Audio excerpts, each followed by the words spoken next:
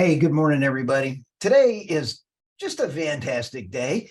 My name is Stu Turley, President and CEO of the Sandstone Group, and we're going to have a very heart-to-heart discussion with Valerie Pinamonti, and she is actually an attorney out of Oklahoma City with John B. Davis Law, and she's a contract specialist over there. Thank you, Valerie, for stopping by the podcast. Thank you for inviting me, Stu. I appreciate it. I'll tell you, Valerie, I'm going to give a little bit of inside baseball for our listeners out there. And I've known your brother, Moses, your brother and I are all buddies. So, we've all had a lot of fun over the years, and I've been really enjoyed his interaction on LinkedIn and everything. So I'm so sorry that you have a brother like Victor. I've got another brother too. Oh, cool. and your other brother, Daryl. Yeah. And so what was it like growing up with Victor? He was a great kid. He really was. I took care of him a lot when he was real little and, took him to back to school night at school and all that kind of stuff. And Nice. He and I have always been really close, and I treasured that relationship. Yeah. He really is a great guy. He's a great brother. I wouldn't trade him.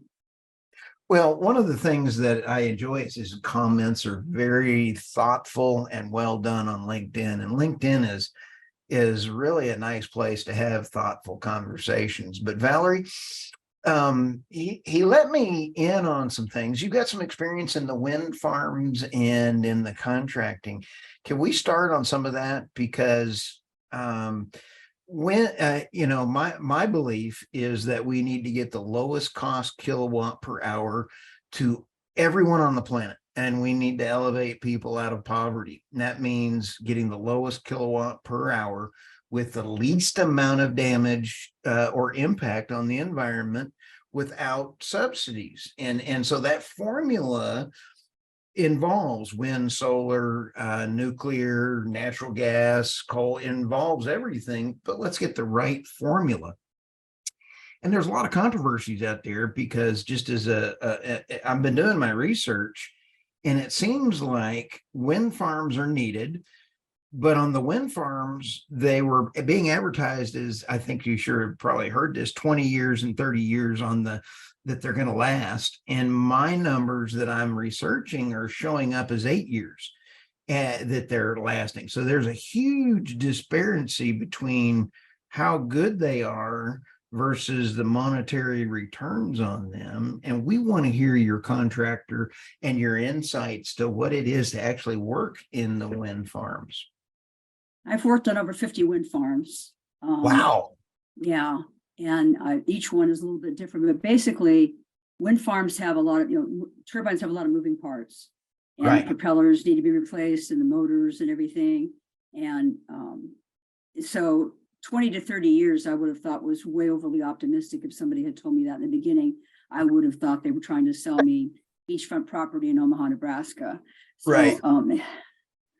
I think you're right in the 8 to 10 year range, and it requires maintenance. I mean, you have to have maintenance people close by to the sites to maintain the sites appropriately, or you're going to have downtime, which is costly and drives up your costs. And right. And so and I was visiting with a lot of grid folks lately, and people are miscalculating you can't just go, do you remember Back to the Future with Christopher Lloyd? yeah. I just love that man. And when he would go, it's 14.3 gigawatts. Every time I'm talking gigawatts, it's kind of crazy. I always think of him.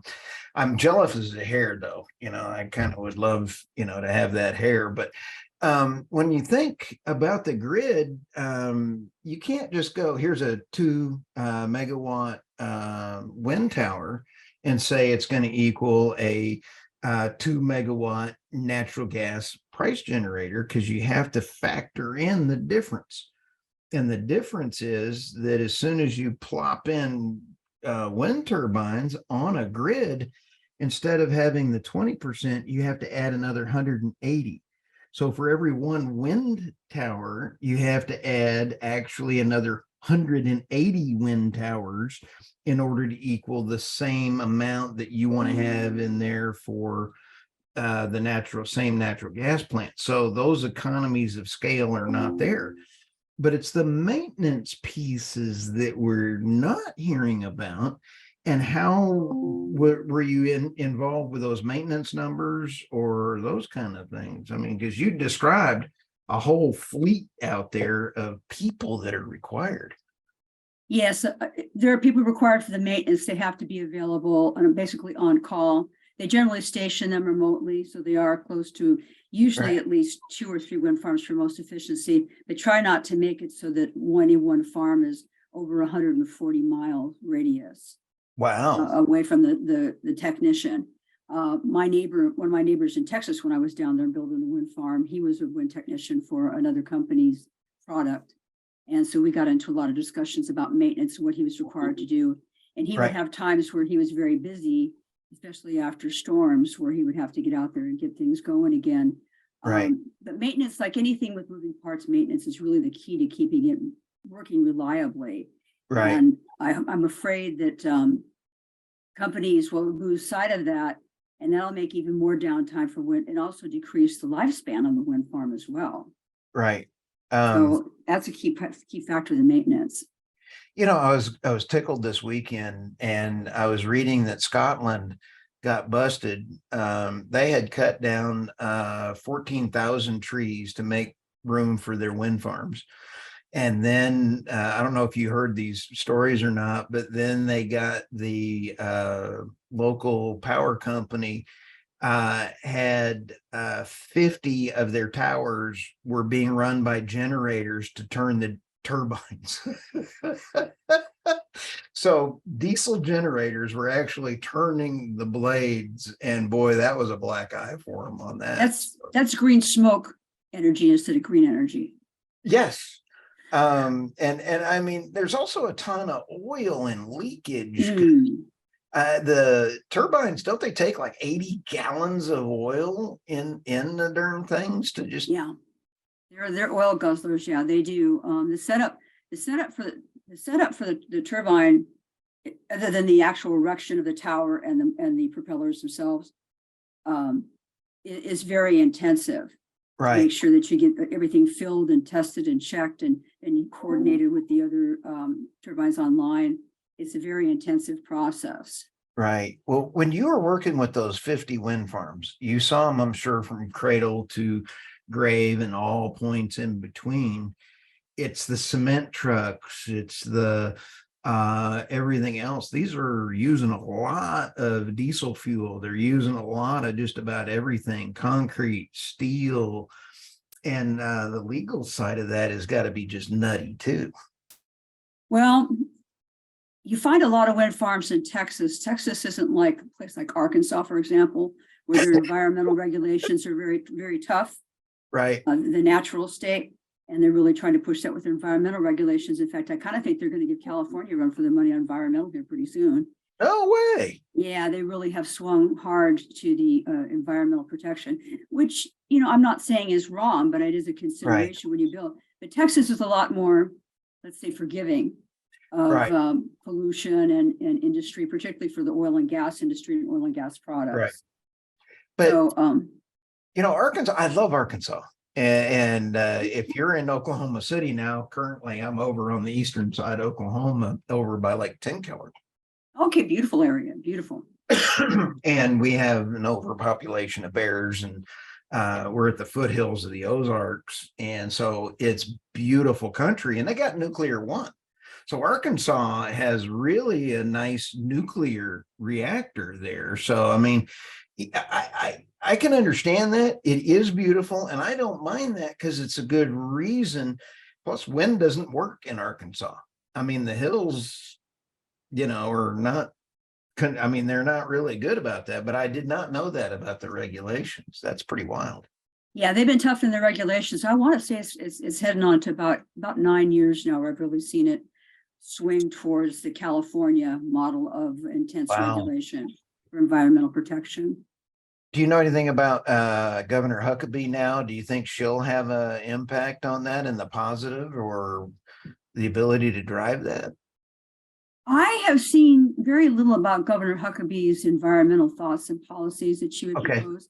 I think she's pro-business. nice. And from what I have seen and what I've read, and it seems like she's very pro-business.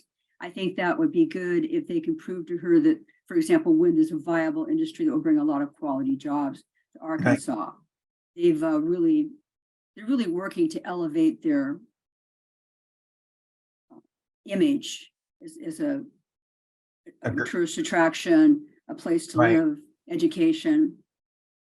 And boy, it is a beautiful place. I mean, I just absolutely, they don't deserve all of the jokes that they have against them from Arkansas, all of them. I mean, there's some applicable, I like both of my fans over in Arkansas, so we got to keep them happy, But Razorbacks, huh? Oh, I love Razorbacks. And you know what's fun is when you go down in the Fayetteville, Rogers area and everything else, the hats. I mean, you cannot swing around and you see those hats going to the game. I'm sorry, I would wear a hog hat if I was a Razorback fan. In fact, my neighbor about 2 miles down the road has Razorback stuff all through his yard, so they're rabid. I mean, they are absolutely rabid fans, and that's not necessarily a bad thing. But let's also flip back over into the regulatory side in Texas and in the US. It seems like the regulatory side is actually going to be getting tougher throughout the US and slowing down oil and gas and renewables. It doesn't seem like there's any discrimination regardless of energy. It just seems like is that what you're saying as well too, Valerie? I see a trend towards the renewables are not quite the darling they were, 12 years ago. Right. Originally, renewables, especially wind, was the big darling of the new way that power is going to go is the answer to all our problems. 20, 30-year lifespan on a project, all these great promises. And they just really didn't materialize. And then they found out that it was a lot more involved. And then I think they also hoped that the battery technology for storage would be a lot more developed by now, which I see. I follow that field very closely. I follow all the energy field in general closely. But nice. I do think they thought the battery technology might be a little bit further along, because I did work on a wind farm with battery storage capability. It was a small one in Washington State, and it was about 14 years ago. Oh, wow. And they were hoping changed since 14 years, but that changed since 14 years ago, but they still really need to come a long way. And that's why I see a lot more interest now in the mini nuke processing units. Oh yeah, the micro reactors. Yeah, I see a lot more interest in the micro reactors now, because people are beginning to realize that not every reactor must melt down. That's not a requirement in the specifications when you start up a reactor. Right. So you're getting to be less afraid of it. Mother Jones Magazine has touted nuclear power as green energy for I don't know how many years. Probably right. I've been tracking that since COP26 on my podcast, and they snuck in language back then saying that natural gas and nuclear were okay. They kind of did, it's okay. And then in COP27, they snuck it in again. And then the Biden administration in the original infrastructure bill snuck in language in their paragraphs. Nobody even said boo. They never even said anything. It said natural gas and nuclear can be considered available for renewable funding was the language. And it's because they know they need it. All of a sudden, the EU and in Europe, they said it's now available for funding, and that was before that. And then in the Inflation Reduction Act, that snuck in there as well. So you're now seeing that gradual change that it's available for funding quietly because they didn't want to disturb their voter base. And it's interesting that you would say that. Yes, natural gas, for example, I live in the Tulsa, Oklahoma area, and our biggest generator here is natural gas because of the location here. Coal generation wasn't popular when PSO, Public Service Company of Oklahoma, Right.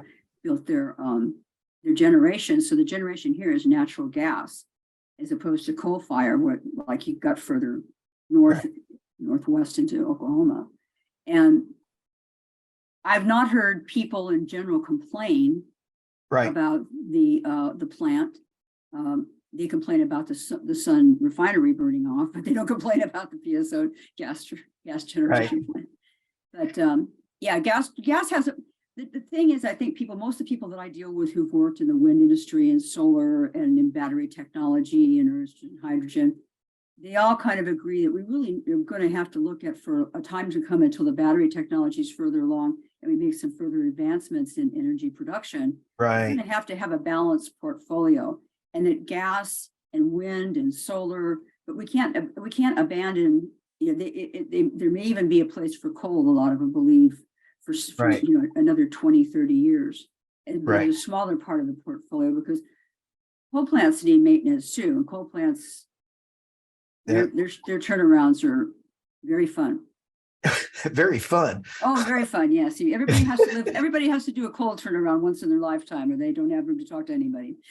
That's that. Now that is funny. And so when you sit back and take a look, all energy jobs, we have to hand it to all linemen. I mean, the oil and gas hands, they all are on the front lines, keeping the U.S. energy on track, and delivering that great electric on the power grid. But you had mentioned there's some of the wind farms were pretty tough on people, and there was an accident rating going on some of those. Could you allude to some more on that? I was on a site where in 2 months there were 3 deaths. Say that again. You had what? I was on a site where there were 3 deaths in 2 months. 3 people died on site in 2 months. Wow. What was going on? Lack of safety procedures. Now, first of all, let me tell you, my dad was in structural steel. He told me as a kid that everybody leaves the job site in the condition they came to work in. Right. And that's the culture I was raised in. In all the years I worked in construction and manufacturing on job sites, I never once was on a job site where there was 1 death. Right. Very few lost time accidents. So to experience 3 deaths in 2 months, sending people up into wind towers to work alone, which is a big no-no. You don't do that because in one case, the gentleman flipped over in his harness and the weight killed him when he was upside down. Oh, that breaks my heart. That's so preventable. And then they turned right around 2 weeks later and sent another guy up in a wind tower alone right after that accident. And that's when I left that company. When was it because they were budget strapped and just looking at the bottom line and not obeying safety rules? That's the first thing that comes to mind.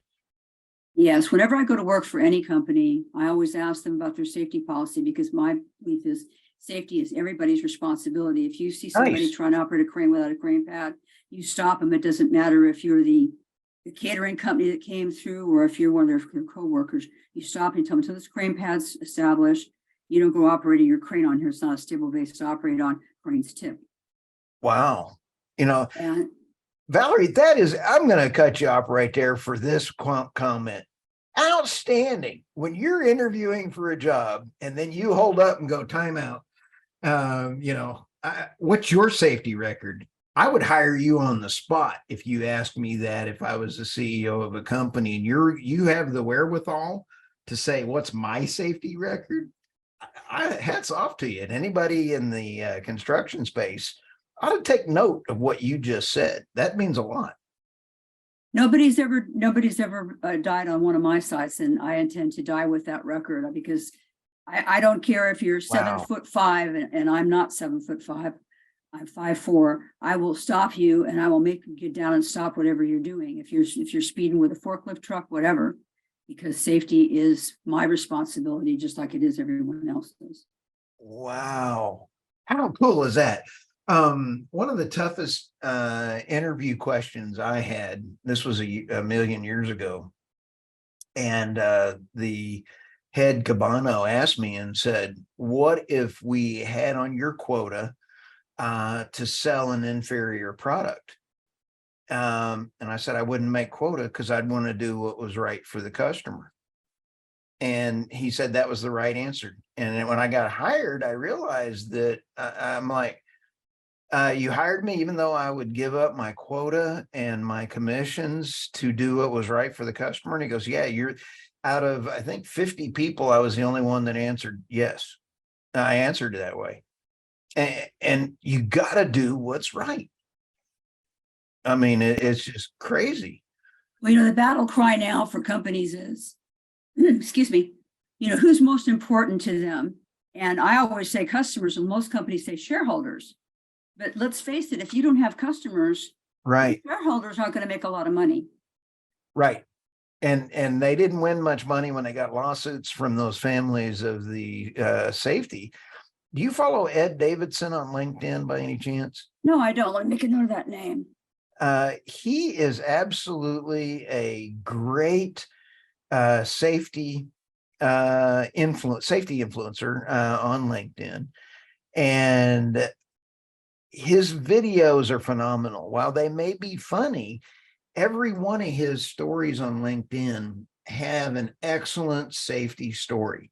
Here's a crane that falls over, and then he explains the safety rules around it. So as being, Valerie, as you being in the safety field and everything else, that would be a great one for you to follow as well.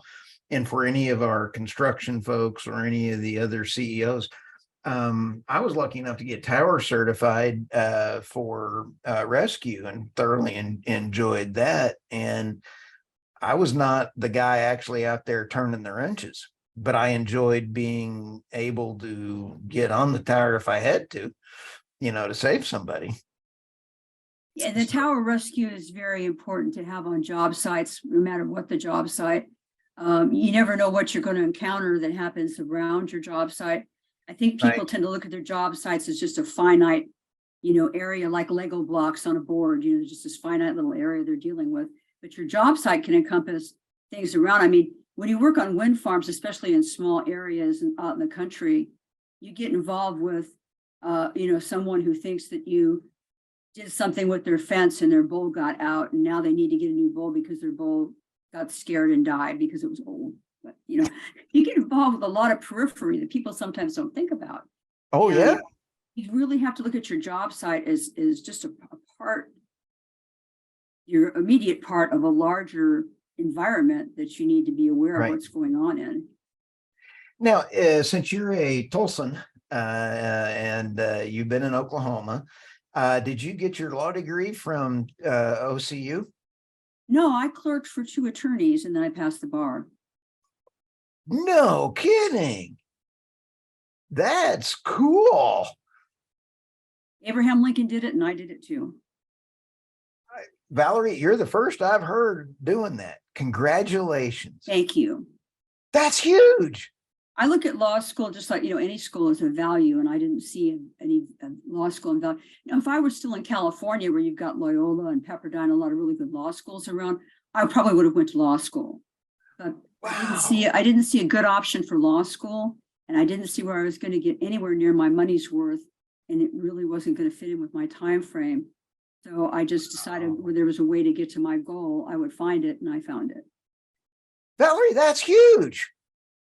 I'm sorry. That's congratulations. That's really cool. I've not met anybody like that. Now, I understand now that there is a family trait that I can see in the Pinamonti family. Victor's a pretty smart cat too.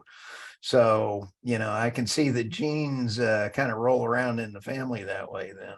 So wait a minute. Did we compliment him? You did, yeah. I won't tell him though. Oh no, we don't want to tell Victor that. So, when we was that a cat? That was a cattail. Oh, how cool for our podcast listeners. Valerie had a cattail go by her camera, and I think that was one of the coolest things. How cool is that? I'm so sorry. Maxine is she'll be 18 this year, and she just feels like everything belongs to her at this point in her life.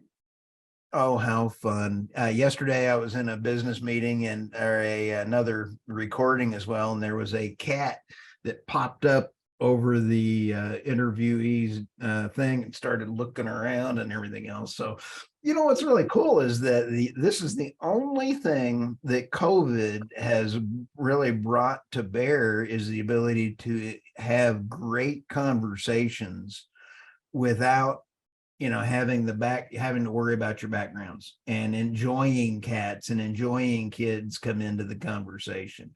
And I mean, that to me is the best thing about, that's the only thing I like about COVID. They're good company. I mean, it is Well, so much nicer to have meetings and discussions.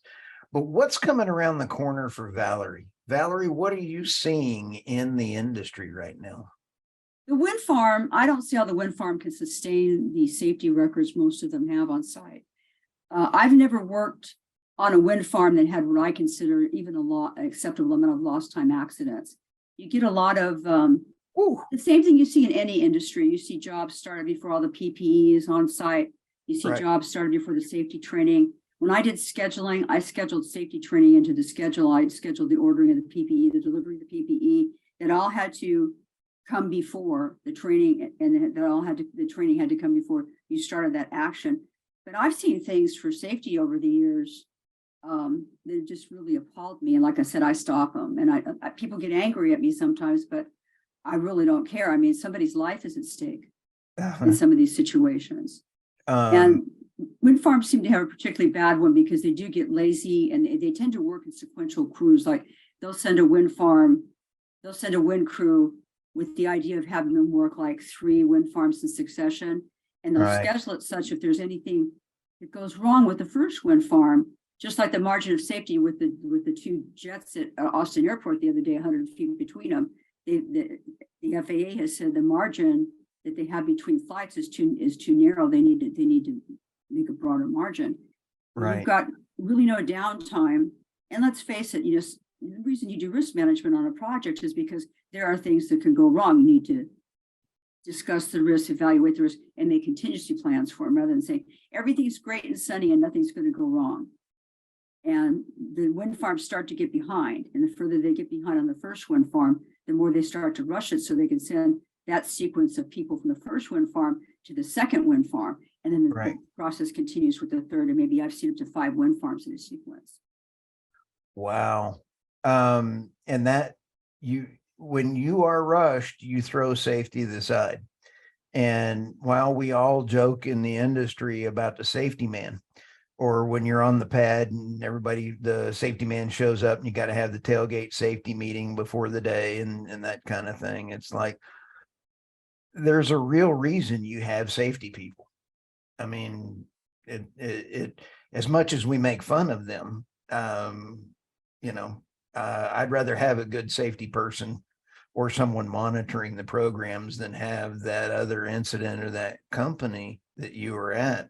That's horrible. It really is, the most tragic accident that I ever heard about. It did not happen on my site, but it happened at a company next door to where I was at. The gentleman rode his son up on a beam of steel, on a sling, on a crane, and nobody was, which is a big no-no to begin with. Oh, and then to couple that, nobody was tied. He wasn't tied off or anything. He was just free and easy up there on that beam on a windy day.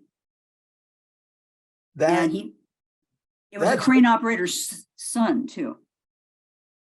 No way. Crane operator's son fell off, left a wife and 2 small children behind. Plus, he's the one that was driving that crane when his son died. For a moment of frolic that should have never, ever been entertained for even a second. Is it the golden rule that if you're off is it 10 feet? I mean, you got to have safety. What's the number that you got to have, safety stuff on? It's not very high. We use 10 feet in the construction industry, right, that I worked in. And that's a pretty good rule of thumb. It's not a lot, but it's some, and it sets a parameter. I think you need to have a parameter for people. Otherwise, it becomes an elusive goal to go after. It's like, I love it at your discretion or when convenient or things like that, because it's like So when is it convenient? So what is my discretion? My discretion is probably different than your discretion, and then put another person in there to get a third opinion. So it just doesn't work out too well. But I've seen, that was a really sad accident. And I often think of that young woman and her children who grew up without a father because of that accident. And I wonder about the relationship between her and her father-in-law too. I'm at a loss for words on that. I mean, I don't even know how I would handle it if I had something like that happen. But most of the accidents that the ones that I saw on the one side where there were 3 fatalities in 2 months, they were, somebody up in a tower all by themselves. That should have never happened. And that accident wouldn't have happened.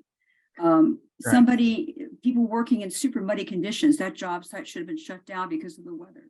Right. I mean, it was like working in one of those old westerns where they're fighting their way through the mud storms trying to get to the next town. It was that the weather was that bad, or having them work when there's lightning. Right. In the area. A wind tower. Holy smokes. Yeah. You think that's gonna hit? Just really, really simple things that you and I would look at and say, that's just not a good idea at all. Don't even think that way. Well, I'm an idiot. And I mean, I was throwing a safety line on my 2-story house in Edmond, Oklahoma. And I fell off a 2-story roof, throwing a safety line so I wouldn't fall off the roof. Now, what a moron does that, right? So I'm on the peak of it, and the thought going through my mind as I'm sliding down that roof, gutter, hit the gutter. And so I grabbed the gutter, bent the gutter, and it threw me back, and I landed flat on my back on a paving stone, breaking my back. I'm an idiot. And my wife came out there and she goes, "You're an idiot." Now, fortunately, she didn't say get your own ride to the hospital like she has in the past, but You broke it, you take it in, get it fixed. Huh? Oh yeah. I mean, I've had that happen before, but I'm accident prone, and Valerie, you would never want me on your job sites. I am a safety man's nightmare. I mean, there is just no way people will want me on their pads. They make you wear 2 pairs of no-cut gloves whenever you have anything sharp in your hand, huh? Oh, I got to look like the Michelin Man. You remember the Michelin Man? I look like him with safety gear. In fact, if I don't dress up like the Michelin Man, the safety man makes me wear it. I mean, here's your safety suit. Yeah, I mean, I've got one of those things where you pull it and never mind. Okay. That being said, so what's next around the corner for Valerie Pinamonti? What are you doing at your law firm? Well, I work on primarily contracts. So I work on exclusively contracts and promissory notes and items of that type. The company I work for, John Davis Law, is a business firm. They only work with businesses. They work with companies. They function as their corporate attorney for smaller firms and startups, for example, or companies that just don't want to be encumbered or don't need a full-time legal officer. Okay. And I've really enjoyed the work. I really enjoy working with John. I really enjoy working with the people I work with. And for the first time in a long time, I'm really enjoying my job. And it's a very safe atmosphere, which I really enjoy too. That's a good pun, Valerie. A very safe environment. So there's no cranes at the law office. There's no cranes. Nobody leaves a file drawer out and walks away so the next person trips on it. We can see in some of the old safety films in offices. There's one from the 50s years ago. One of the managers at American Electric Power brought it in for Safety Day. And it was an old 1950s office film. And it showed people like leaving file drawers out on the bottom and then walking away, and some person walks through, trips over the drawer that's out, and then they hit something else. And then they show, you need to be careful in office environments. Accidents can happen. It was really humorously done. Right. You don't see as many file cabinets as you used to anymore. And you don't see that many people opening them on a regular basis. So you're less likely to have those kinds of accidents. But it really did a good job of bringing home the safety message with humor. I thought it was a very creative way to do a presentation for a safety meeting. Valerie, you don't want me in your law office either. Well, that's not my decision, but I will make sure I get the word out. Okay. Well, Valerie, I had an absolutely outstanding time on this podcast, and I am so grateful for your time today. And we're going to have this in the show notes and everything else on your LinkedIn and how everybody else can get a hold of you and those things. So give Victor a hug for me. I sure will. I enjoy interacting with him and everything else. And Valerie, your time was very much appreciated. Thank you. I appreciate the opportunity, and it's very nice meeting you. And please have a wonderful day. Oh, you bet.